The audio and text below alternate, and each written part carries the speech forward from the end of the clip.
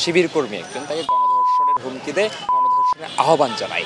এর চেয়ে লজ্জাজনক ঘটনা ঢাকা বিশ্ববিদ্যালয়ে খুব কম হয়েছে। এটা কোনোভাবেই আসলে কাম্য হতে পারে না এবং এটা আমরা সবাই যাদের জায়গা থেকে প্রতিবাদ জানিয়েছি।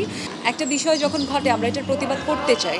আপনি দেখবেন যে ফাহমিদার ব্যাপারটা নিয়ে আমরা সবাই প্রতিবাদ করেছি। ওই রিটটাকে কেন্দ্র করে যেটা হলো যে ডাকসু বন্ধের একটা পাইতারা, তো এইখানে শুধুমাত্র ওকে দোষ করে কিংবা ওকে এইভাবে হুমকি দেওয়া এটা কোনোভাবেই আসলে কাম্য হতে পারে না এবং এটা আমরা সবাই যাদের জায়গা থেকে প্রতিবাদ জানিয়েছি।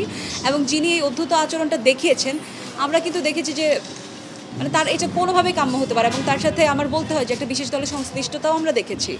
তো আমরা এইটাকে কোনোভাবেই সমর্থন করি না। আমরা চাই সব কিছুর যৌক্তিক সমালোচনা হোক, একটা স্ট্রাকচারাল ক্রিটিসিজমের মধ্য দিয়ে মানুষ এই বিষয়গুলোকে সমাধান করুক। এবং আমরা দেখি যে বিশেষভাবে আসলে নারীদেরকে এই জিনিসটার বেশি শিকার হতে হচ্ছে।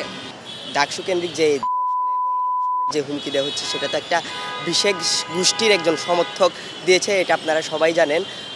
আসলে আমাদের দেশে যে নারীরা যে আসলে কতটা নিরাপদে আছে এটা নিয়ে প্রশ্ন থেকে যায় যখন ঢাকা বিশ্ববিদ্যালয়ের একটা শিক্ষার্থী, একটা ঢাকা বিশ্ববিদ্যালয় পুরো একটা সোকল্ড মেধাবী শিক্ষার্থী প্রকাশ্যে গণধর্ষণের আহ্বান জানায়, তখন এই প্রশ্নটা থেকে যায়। গতকালকে যে ঘটনাটা দেখতে পেলাম, একজন নারী শিক্ষার্থী যে হচ্ছে হাইকোর্টে একটা রিট করেছিল, সেই রিটকে কেন্দ্র করে শিবির কর্মী একজন তাকে গণধর্ষণের হুমকি দেয়, গণধর্ষণের আহ্বান জানায়। এর চেয়ে লজ্জাজনক ঘটনা ঢাকা বিশ্ববিদ্যালয়ে খুব কম হয়েছে যে একজন বিশ্ববিদ্যালয়ের শিক্ষার্থী আরেকজন সহপাঠীকে আসলে গণধর্ষণের আহ্বান জানাচ্ছে।